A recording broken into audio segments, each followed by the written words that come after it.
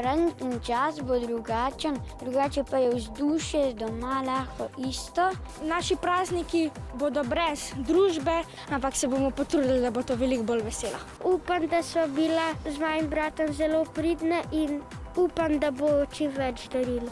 Kupljena darila pa lahko zamenjamo z manjšimi pozornostmi, ki jih izdelamo doma. Vsako leto za Božič kupimo tudi kakšne nove okraske, ki jih zdaj ne bo toliko mogoče. Letošnji prazniki bodo depresivni, zelo žalostni. Cilj praznikov je to, da se ljudje družijo in se imajo radi med seboj, ampak enostavno letos to ne bo slučaj. Mogoče bo pa tako, da se bomo več družili, pa kakšen film pogledali, ker bomo zdaj imeli dejansko čas za to, ker ne bomo vsi preveč zaposleni s planiranjem Božiča pa novega leta. Bomo bili doma z družino, sami in bomo bili sami s sabo in se malo cartali.